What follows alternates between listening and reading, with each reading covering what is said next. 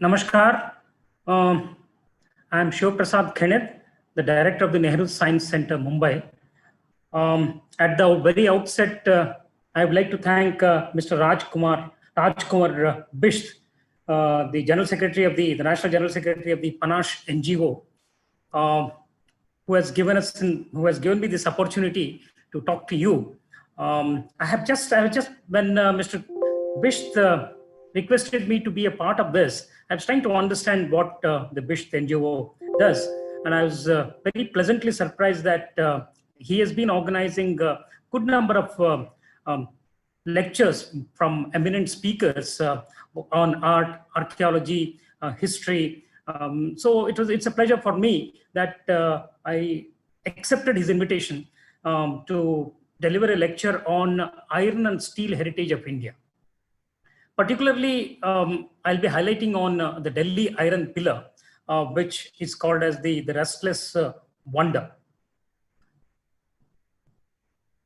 Saket, can you listen? Okay, now what I'll do is, if you really look at the first slide itself, I'll be running you through the presentation. You can see the old Delhi Iron Pillar in the Qutub complex in Delhi. Since Panache NGO is also in Delhi, I thought, let me highlight on the Delhi Iron Pillar itself while talking about the general iron and steel heritage of India. You know, India has got a very rich 5,000 plus years of science and technology heritage. Incidentally, to highlight this 5,000 years of science and technology heritage, the London Science Museum in the year 2017, to commemorate the 70th year of Indian independence, had organized an exhibition which was aptly titled Illuminating India, 5,000 Years of Science, Technology and Innovation. One of the reasons why this is of great importance to us is, it is the Britishers actually ruled India for quite almost 200 years. During the colonial period, from that great heights that we had because of the continuous colonization and the invading by outsiders, India went through a bad patch. At one point of time, right up to the 18th or 19th century, the Indian GDP contribution to the world was something to the tune of about 30%. But then when Britishers left India, if you really look at the GDP that we were left, it was just about 3 to 4%. There were large number of people who were hungry. That was the condition we were left. India, like I told you, has a great civilizational history in terms of science and technology, particularly in metallurgy. I'm just giving you a brief, before we actually go to the heritage of iron and steel, let's go back to a bit further down to the period of the Indus Valley. The Mohenjo-daro, for example, Mohenjo-daro, Harappa, Dholavira, Lothal, and very recently Rakhigarhi. Professor Dr. Vasant Shinde also spoke from this platform, and he's excavated the Rakhigarhi, which has turned out some new insights into the Indus Valley civilization. The Indians were the first people to actually, they developed what is known as the Indus scripts. Unfortunately, it has not been completely deciphered. What we now call as the town planning or the urban towns, Indians or the Indus Valley people were the first people to actually plan these wonderful urban towns, which had great sanitation, all these things. In fact, we had dockyards, the evidence of which is there in Lothal, the granaries. If you are self-sufficient in food, then you have time for innovation. So there was a concept of granaries and food storage, the wastewater system management, standardized weights and measures, including the standardization of the bricks. In the modern construction era, we have what is known as a English bond and the Flemish bond. When you build a brick wall, you need a particular specification or dimensions of the brick, which are in a ratio of length is 1:2:4. This is the kind of the ratio that length, width, and breadth, the height. So only when you have this standardized bricks that you are in a position to construct this, the walls that we have today, which is now known by the name of English and Flemish bond. Again, it was the Indians or the Indus Valley people who actually standardized this, the measurements, including the bricks. Way back in 624 AD or so, that the concept of a perpetually moving machine was actually conceptualized. Then, of course, in the early 5th century, we had this great iron pillar. We all use the decimal place value system, the number system, and of course, the magical number 0. This was again invented in India, the evidence of which goes back to the Bakshali manuscript. Initially, it was thought that Bakshali manuscript dates to about 600 or so. Very recently, when Illuminating India exhibition was organized in London Science Museum, they have dated the Bakshali manuscript, and it is now known that the Bakshali manuscript dates back to about something around 3rd to 4th century. That means the usage of 0, the decimal place value system, goes back by another 200, 300 years. So this, the great number system, which unfortunately in our generation, we read it as the Arab numerals, actually were the Indian invention. Similarly, there are some great inventions known as a cotton gin. In Ajanta, in one of the Ajanta cave paintings, a beautiful picture is, a painting shows a lady using the cotton gin. Cotton gin was revolutionary because it had the mechanism of rolling mechanism, what we call as the rolling mechanism. Had there not been a coupling and the rolling mechanism, the industrial revolution, which was to come up later in the 18th century or so, that would never have happened. This is not the statement that I am making. This statement actually is made by one of the greatest of historians of the science in China. His name is Joseph Needham. Similarly, all across the country, we have some of the most wonderful, architecturally beautiful monuments and temples and other sculptures, which all represent the rich science and technology heritage of India. Indians also smelted zinc, a very difficult material to smelt, and they were able to produce zinc to almost industrial scale. So maybe several hundred years before the William Champion actually patented this by actually taking, maybe copying or referring to our own zinc smelting furnaces in Jawar mines.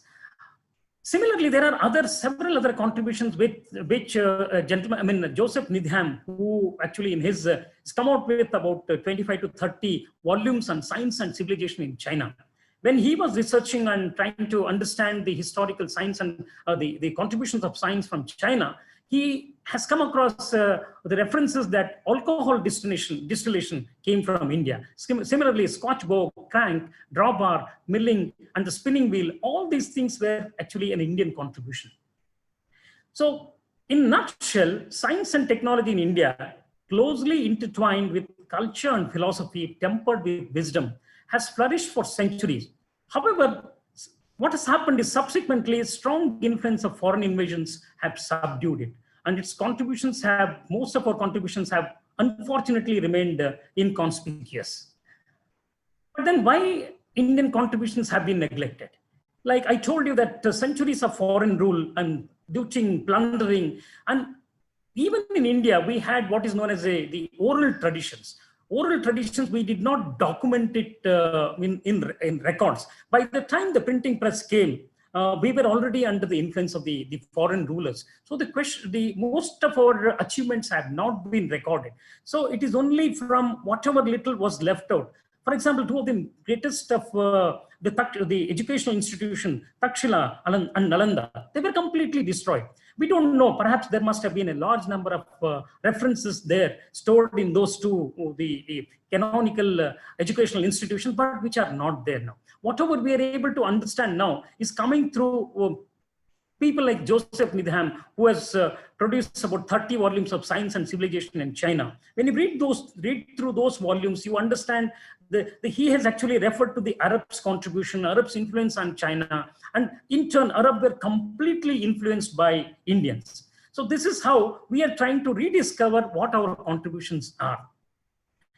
Again, like I told you, when we were talking about the decimal place value system, some of us in the very early period, when we were very young, going to the school, we learned the decimal place number systems as Arab numbers. Subsequently, because of the research done by others, including Indians, they have now conclusively proved that actually this number system went to the Arabs through India. That's the reason now this number system is now called as Hindu-Arab numerals. Arabs actually, they conquered the world. In fact, particularly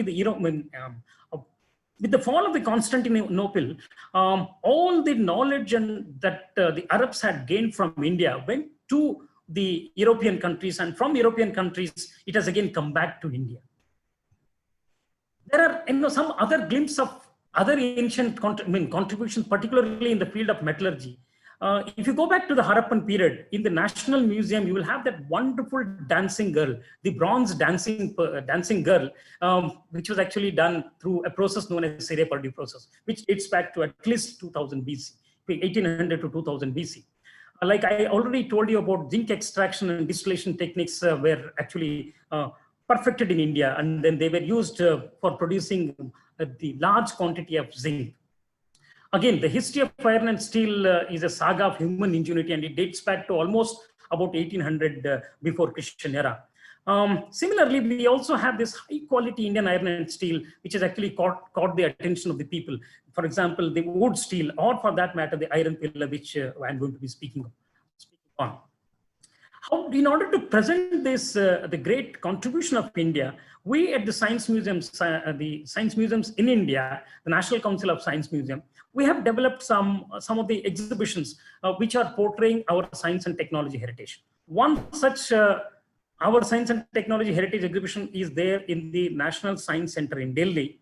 Of course, here in Nehru Science Centre also we have our technology heritage gallery. Similarly, we also had taken, the National Council of Science Museum had also taken this exhibition abroad as a part of the Festival of India. So in our own little efforts, we are trying to take our Indian contribution in the field of science and technology all across the country, and of course, globally as well. I'm just running you through some of the glimpses of the Science and Technology Heritage Exhibition in Delhi, because most of you, the Panache NGO is in Delhi. I'm sure you will have an opportunity once the lockdown is open and the Science Center is open. You can actually go to the National Science Center to have a glimpse of this gallery. I will run you through this. For example, this is the Konark wheel. The Konark wheel itself has the iron in that, which I'll be speaking on. This is again a period setting of the Indus Valley period, Harappan period. Of course, you have artistic interpretation of the Delhi iron pillar. Notice on top of the iron pillar, you have a chakra there.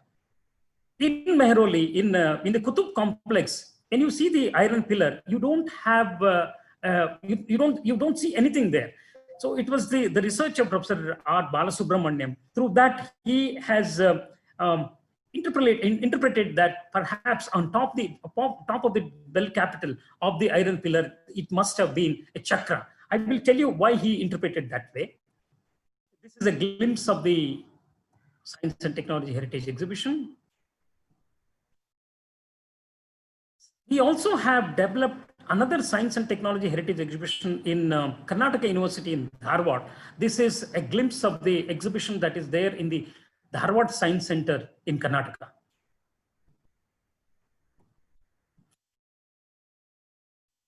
Now, having gone through the glimpse of our exhibition, now let's talk about this Indian heritage in iron and steel.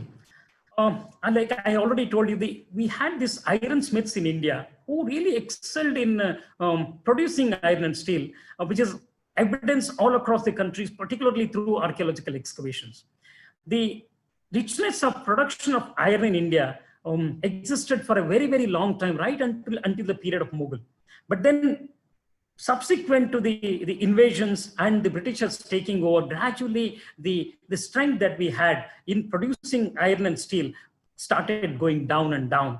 In fact, some of the masterpieces which exemplify the richness of iron and steel in India is evidenced by the Delhi iron pillar, the Dhar iron pillar, the iron beams at the Sun Temple, which is there right at the, on the beach. So where you have very high humidity also. There is another 8.7 meters tall iron pillar in Karnataka at a place called Kodacheri, which again is about 7th century or so. And over and above all these things, you have this wonderful wood steel, the Damascus sword, which internationally is known. Came from what is known as the wood steel, which is again Ukku, which comes from Kerala, Tamil Nadu, and Karnataka area. Besides this, when you go across the country, you have some of the most magnificent cannons, which are not just metallurgically very beautiful, they're also artistically very elegant. Our friend Professor R. Balasubramaniam has actually documented these Indian cannons in one of the most outstanding book known as The Saga of Indian Cannons, where he has studied cannons from across the country. We have certain historical reference when it comes to the iron and steel heritage of India, which it comes from Vedic references, it comes from early Western references. You have the Porus and Alexander meeting, where there is a reference of the Porus actually gifting some wood steel ingots to the Alexander. Then you have certain references in Arthashastra of Chanakya. Then there are, of course, innumerable number of archaeological references which give evidence of the richness of iron and steel in India, which, like I told you, it goes back to 1800 before Christian.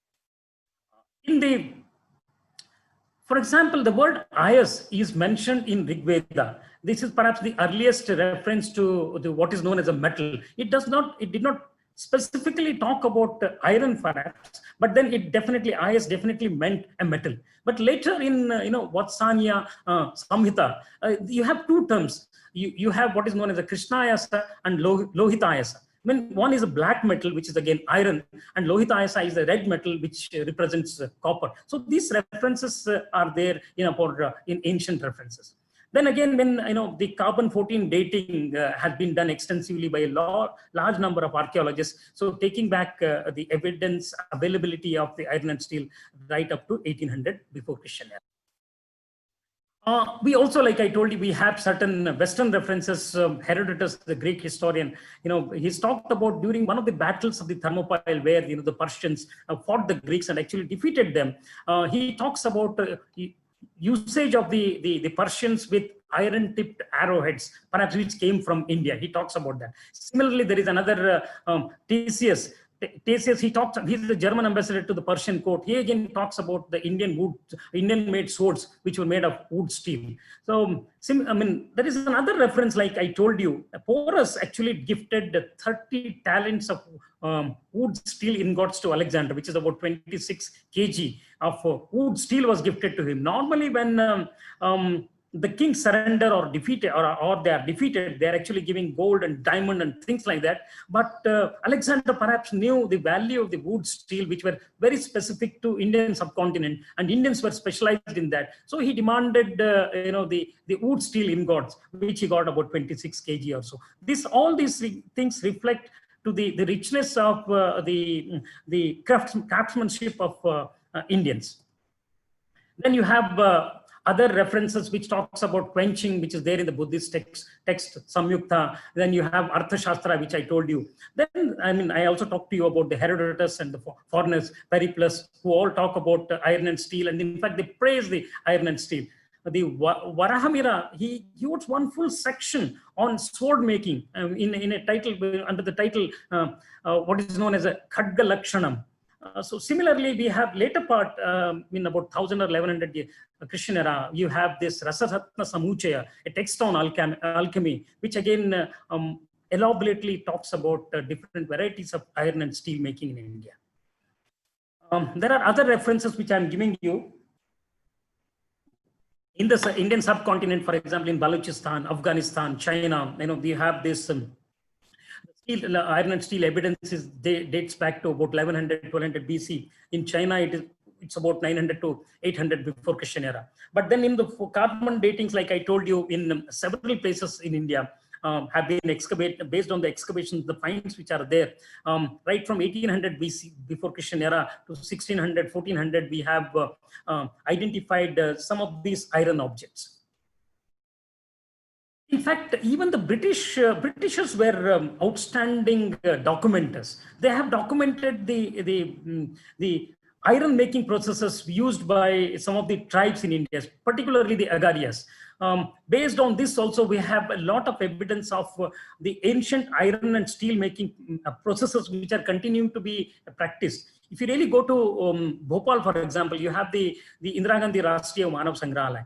Once in a while, they do call some of these expert agarias and perform the steel making in those old, ancient, traditional ways. So some of you who are there in Bhopal, or if you have an opportunity to visit the Rashtriya Manav Sangrahalaya, you must go and see this. Like I told you, why we do not have a lot of records. Maybe it was because Takshila and Nalanda, which were one of the most outstanding learned seats, which perhaps were destroyed. So we have lost most of the old records with us. This is a beautiful picture of the Delhi iron pillar. It's there in the Wiki Commons. You can easily use this. And of course, looking at it, even in the pictures, it excites you that a 25 feet pillar, which is about 7 tons, 6 to 7 tons standing tall. This is something really unique. This is again a glimpse of you have iron beams in the Sun Temple in Konark. The Konark Temple is very famous, and the iron beams have survived for so many centuries. This is the Dhar iron pillar. Again, I talked to you about our friend, Professor R. Balasubramaniam, who has documented the different types of cannons from across the country in this book, in the Saga of Indian Cannons. If you have the time, you must refer to this. It speaks of the metallurgical excellence, but it also speaks of the artistic blend which went into these metallurgical edifices, which are found all across the country. So these are the wood steel which I talked to you about. These are Tipu swords, in fact, courtesy Sharda Srinivasanji. Then suddenly from all this richness, when you came into the 17th century, when the Britishers were there, by that time, the steel production in India went down so drastically that we were nowhere there.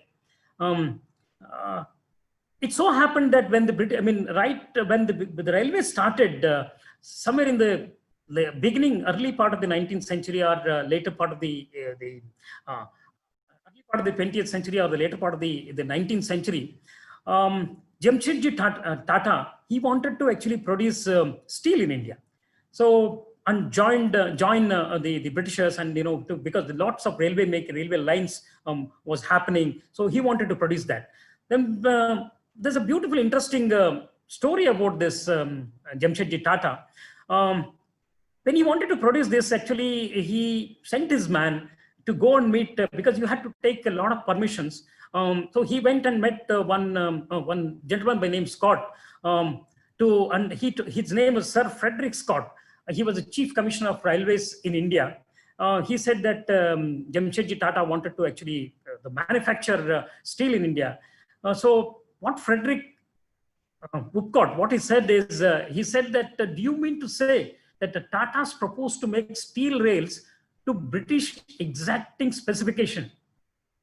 They were under the impression that it is only the Britishers who can make to that exacting standards of steels, which have a specific specification, which are necessary to be used in railways. That was a kind of an insult. He said, if the Tatas can make even one pin to that exacting specific standards of British, I am ready to even chew that. Within less than a decade of making this statement, in fact, 7 years of making this statement, actually, Jamshedji Tata had started the company, Tata Steel, in the year 1907. Unfortunately, he was not there to see the production of the iron and steel by the Tatas. The story goes like this: one of the greatest of the companies of UK, which produced this steel, is Chorus. I'm sure all of us remember, many of us will be remembering that Ratan Tata actually took over the Chorus steel. So the one full circle has been obtained. When the Britishers were in a position to dictate to us, telling that you can't even make a pin, to those people who had produced those wonderful iron and technology heritage things like Delhi iron pillar, now the Tatas own the Chorus. I'm also giving you the next one. This is the Midterm Tower, which is done during the Olympics in London, primarily because the Arcelor Mittal, Lakshmi Mittal actually acquired another one of the greatest, large arcelor steel making company. So now India is again gone back to those early period era when we were on top of iron and steel making. Now, I'm just running you through some of these slides where, which gives about the evidence of availability of the iron and steel. For example, in Northwest and Kashmir, you find traces of this iron making from 1800 to 1100 BC. In the Indo-Gangetic plain, you find it from about 1300 BC or so. And in the Ganga plain, again, 1300 in Kosambi. Then central India, you have Chalcolithic cultural horizon, again, which is about 1300 before Christian era. Even in the Deccan, you have from 1800 to 1400. And peninsular India also. All these places you will find across Indian subcontinent, you find making of iron and steel. These are some of the objects which were there. For example, these are the early objects which were found in Atranjikhera. This is courtesy, again, I think, Vibha Tripathi ji. Then this is again the next phase of the tools. You'll find that the iron tools have been refined. They started becoming utilitarian, which could be used in agriculture and other hunting and things like that. This is another one, which is, these were the things which were actually found in Takshila.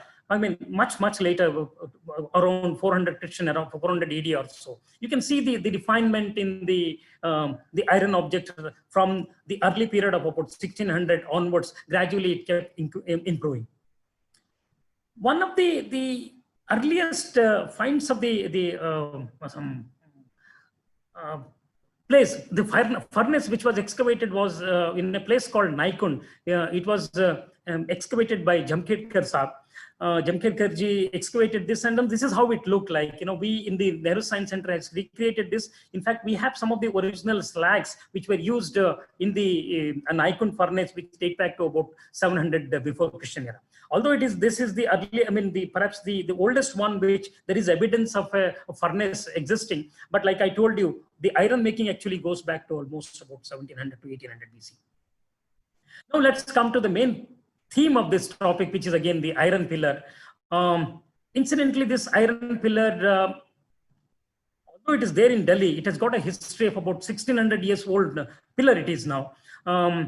This iron pillar is actually on the emblem of the National Metallurgical Laboratory at Jamshedpur, which it signifies the significant importance of the Delhi iron pillar, because it forms the emblem of one of the best metallurgical research institution in the country, a National Metallurgical Laboratory. So let's now briefly cover this subject under early studies of this Delhi iron pillar, what the history of this Delhi iron pillar is, where was this original location of the iron pillar, then how was this moved from the original location to the current location in Delhi? How was it actually fabricated? How was it forged? Then what is the chemical composition of this iron pillar? Why has it remained rustless? Then the manufacturing methodologies used in making this iron pillar. Then there is a beautiful, artistically elegant top portion of the iron pillar, which is called as the decorative bell capital. All these things we will try and briefly touch upon this and cover this one by one. The earliest studies, if you really look, it goes back to the period in 1912, when the British metallurgist Robert Hadfield actually noticed this and realized how important it is. He tried to, when he really felt that there are several mysteries of the pillar which have to be unraveled. Then during the centenary celebration of the Archaeological Survey of India, which actually was started in the year 1861.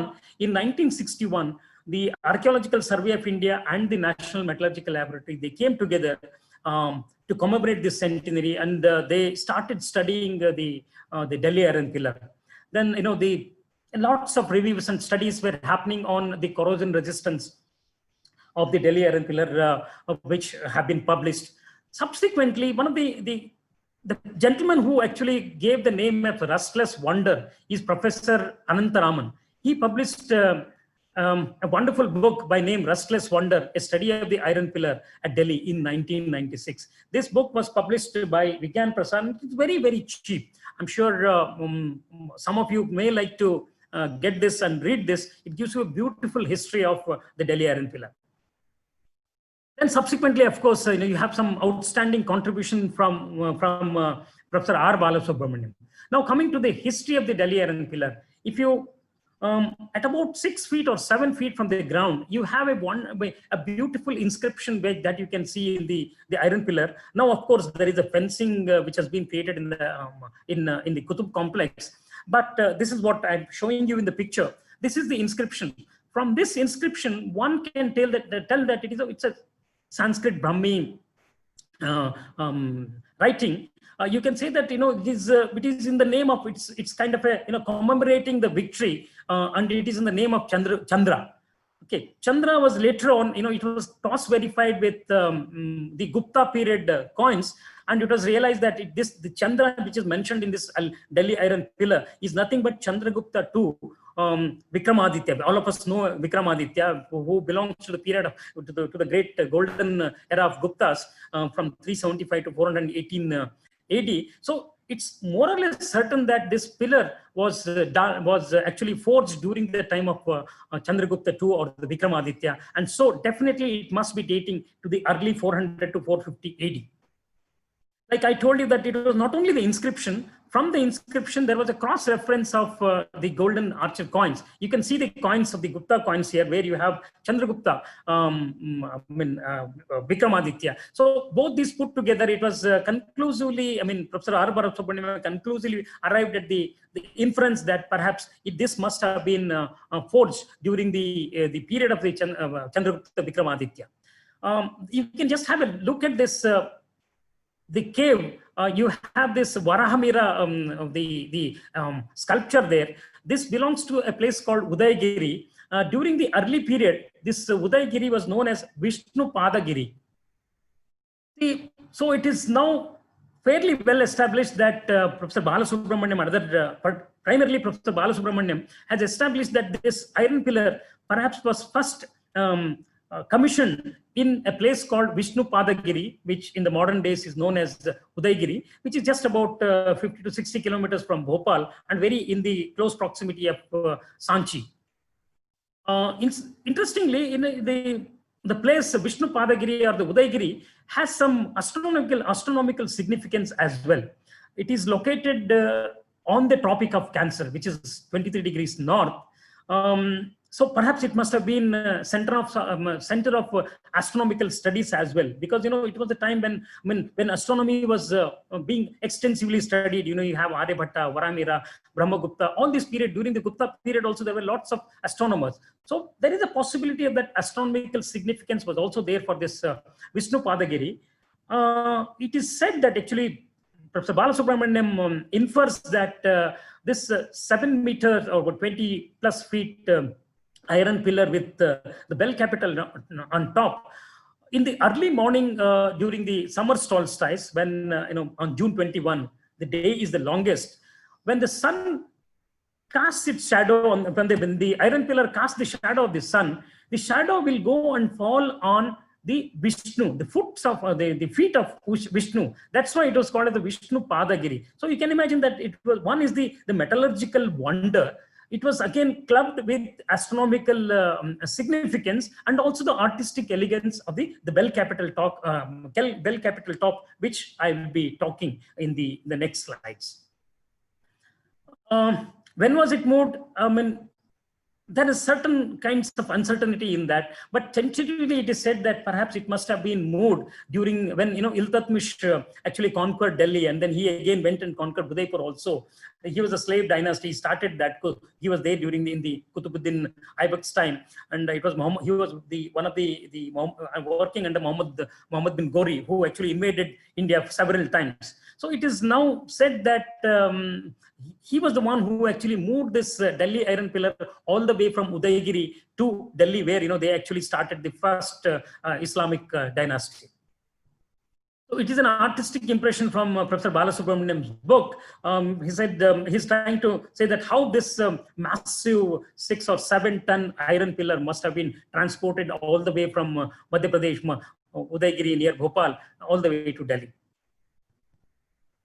Now coming to the engineering feat of this, if you really look at the iron pillar, there are some interesting facets into this iron pillar.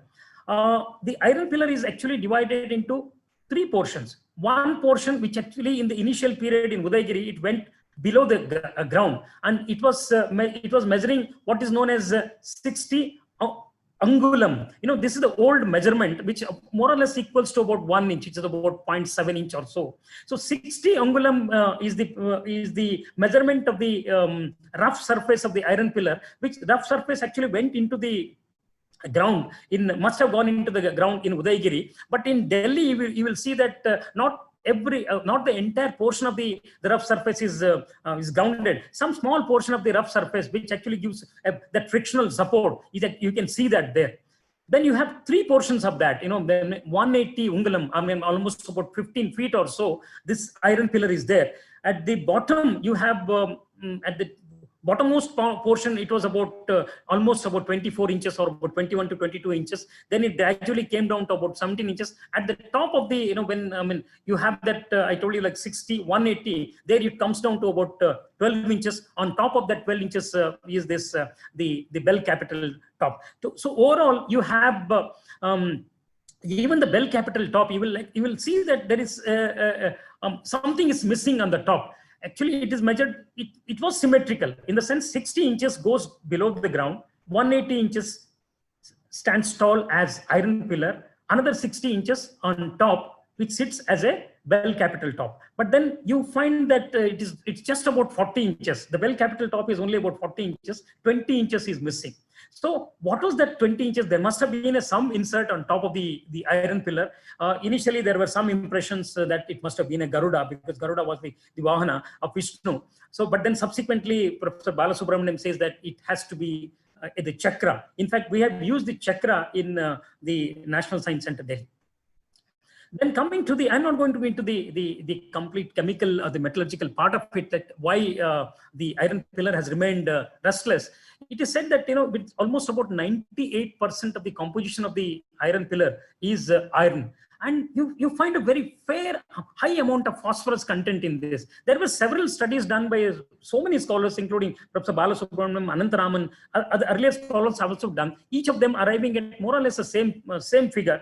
But of course, there is some change in the phosphor content and other element content, primarily because depending on the samples taken from different places. So it's now clear that it's perhaps the presence of the phosphor in the raw material, that when you are during the process of forging, it formed what is known as a protective layer. This protective layer is something which actually protected the iron pillar from formation of the rust. That is the reason why you find that Delhi iron pillar, which is about 1600 years old, more than 1600 years old, yet it is remaining rustless. Whereas in modern days, most of the iron and steel objects become rusted, and then they immediately they're pulled down. Some of the bridges have actually been pulled down because they have rusted.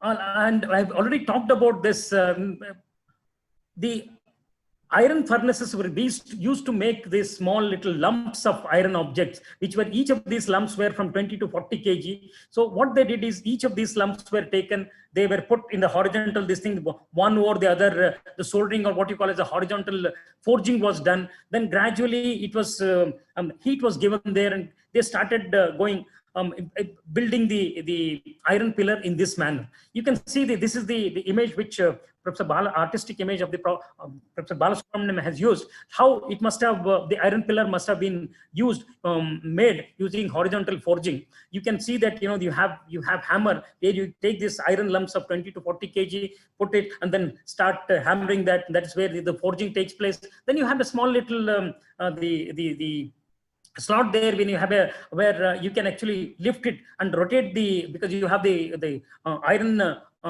plugs there through which you can rotate it. So this is how iron pillar must have been, because it is, like I told you, that you have 5 feet underground, which was rough surface, then the smooth surface, which is about almost 15 feet, and again 5 feet on top of that. This is the total length of the iron pillar. The most beautiful part of the iron pillar is the topmost portion, which is called as the bell capital. Now you see the bell capital top is again divided into different parts. The bottommost portion of the bell capital top, you will see that you have the reeded bell structure which has been manufactured using this iron rods of uniform diameter. On top of this, you have this a slanted rod structure, which is giving a support to that. Again, on top of that, you have these three members, rounded members. And on top of that, you have a square base. And exactly on top of that, you have the base. On top of that base, you have a slot on which perhaps something which is not there now must have been placed. So this is the artistic, based on the findings of Professor Balasubramaniam from his book, from in the Nehru Science Centre and in the science centers, we have provided this artistic description of the bell capital top, how it must have been made, exact the dimensions of each of these bell capital top, and how it must have been artistically, I mean, how much, what kind of a fitting technology was there. Based on the finding from Professor Balasubramaniam, we have developed this, and you can see this in the National Science Centre in Delhi. Like I told you right now, on top of the bell, I mean, the bell capital top, there's nothing. So initially, Ananthraman and even for that matter, Professor Balasubramaniam also thought that on top of the bell capital, there must have been a Garuda, because Garuda was the Vahana of Vishnu. And since this iron pillar was actually made as a reverence to Vishnu, and where the shadow of the iron pillar is actually falling on the feet of Vishnu. So it was initially thought that it must have been the Garuda, which the Vahana of Vishnu. And subsequently, in the same Udaygiri cave, in one of the caves in Udaygiri, you can see this. This is the image of that Udaygiri cave, which is taken from the Wiki Commons. You can actually look at that. You will find you'll find this chakra there. One side you have some kind of a cannon kind of thing, other side you have the chakra. And then if you really closely look at the chakra, it is seen that chakra is actually fitted on some kind of a structure which resembles the bell capital top. Based on all these evidences and the fact that the Delhi iron pillar was actually installed, commissioned in Udaygiri, Professor Balasubramaniam argues that this must have been chakra which was placed on top of the iron pillar, and the height of the dimensions of the chakra must have been about 20 angulam, so that you have that uniformity. You have a 60 angulam at the top, which forms the bell capital. You have the 180 angulam of which constitute the iron pillar which is there on top of the ground, and then you have 60, which is the rough surface which was actually in the ground. I've talked to you about all this thing, how that iron, I mean, the on top of the bell capital, the chakra is there. So I've briefly mentioned about this.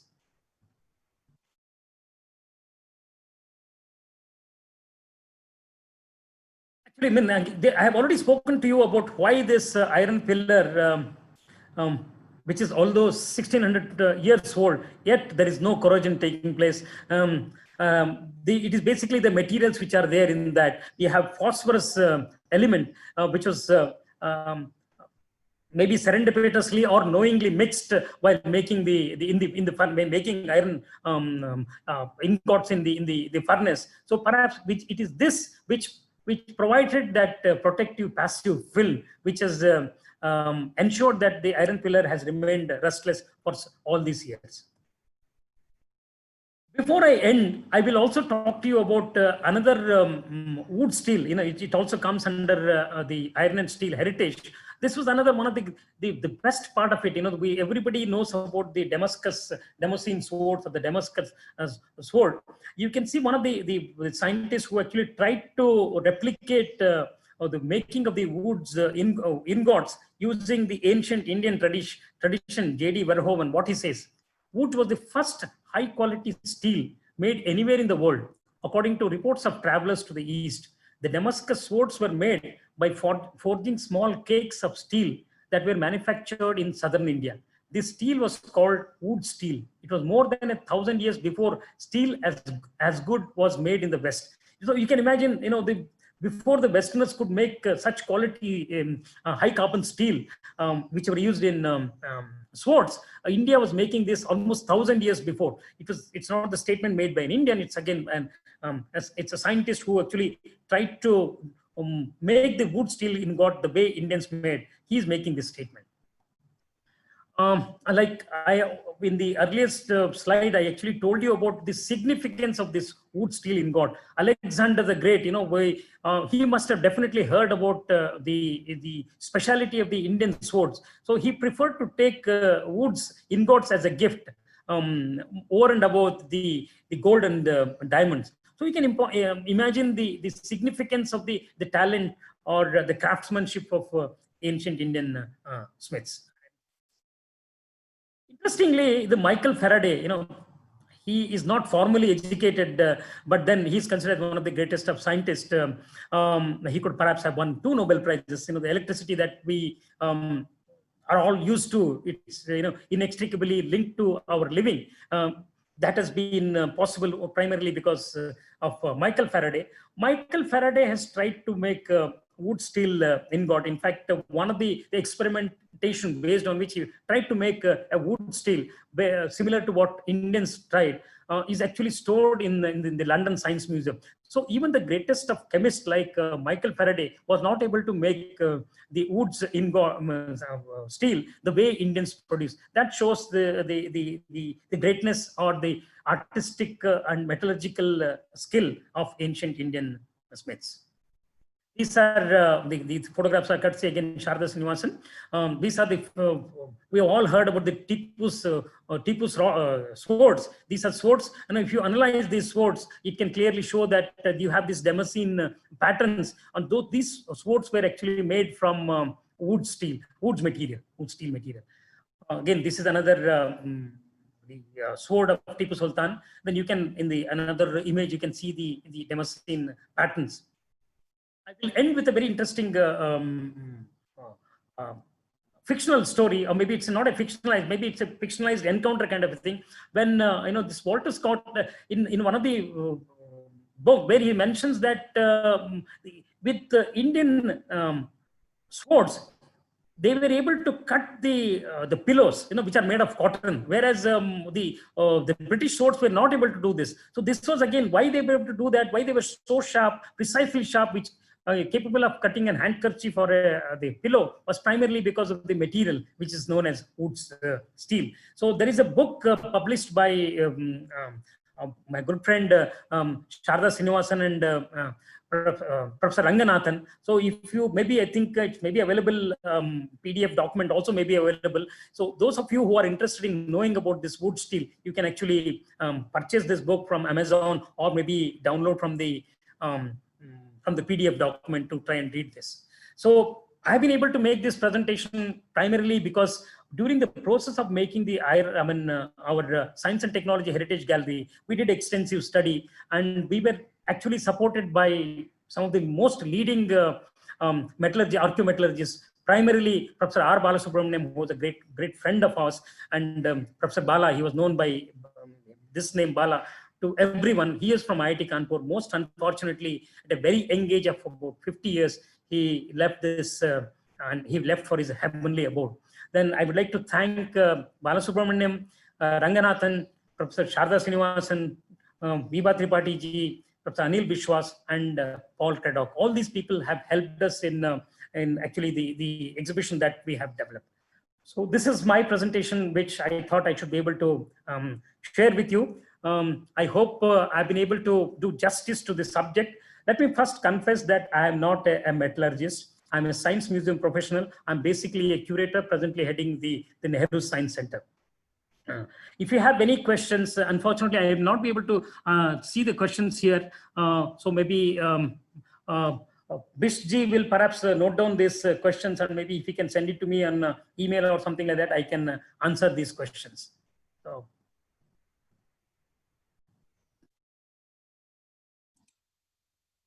Okay, thank you again. Thank you so much for the patient hearing. I do hope that I've been able to do justice to the greatness of our ancient metallurgy. Thank you again.